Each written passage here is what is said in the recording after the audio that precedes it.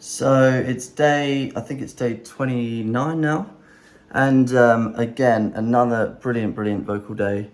And what I'm really excited to share with you today is the idea of having an invisible throat, tongue, jaw, you name it, anything above here. Try to imagine that it doesn't exist, it's invisible.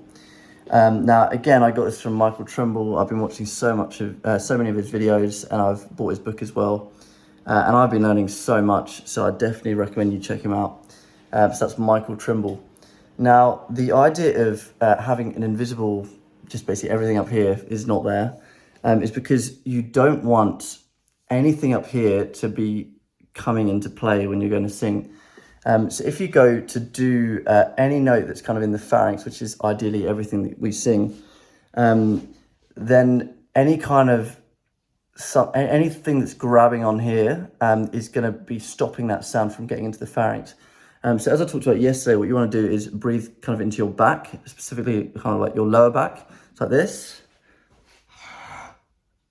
I'll try to zoom out a bit, like that. And what you'll notice is you kind of come in like this, and what that does is it eases up a lot of tension here. So at the larynx, it means the sound can go up more easily, and also it bypasses the nasopharynx if you do that. So that way you can get the sound to the pharynx a lot better. Now, when it comes to, as I said, trying to think of it as an invisible space, everything up here.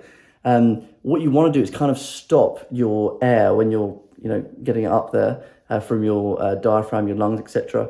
You want to kind of stop it at your sternum, which is around here, okay? And so and another thing I thought that was helping is if you put your thumb here under your chin.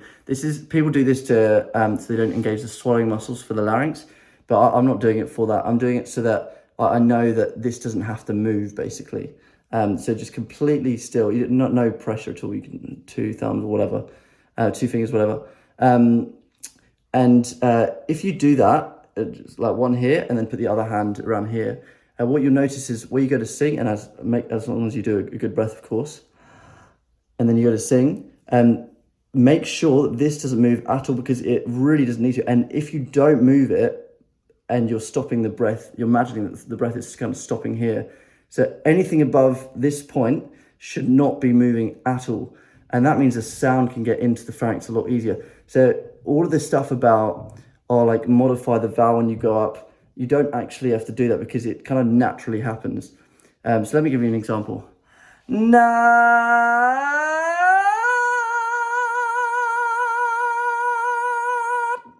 So as I go up, and it's not a perfect example, but I'm not engaging like anything here. I mean, obviously I'm a little bit, but I'm really trying not to. And over the next few days, weeks, months, etc., I'm going to hopefully get to this point where there's essentially nothing happening there. There's a really famous opera singer called Ava Turner, and she basically said that it's like, even if there was a little bit of salt on your tongue, salt or sugar on your tongue, that would be too much that's going on up there. So literally nothing. You want absolutely nothing, because then the sound can travel up there a lot better. But yeah, that's pretty much it for today, and I'll speak to you all tomorrow.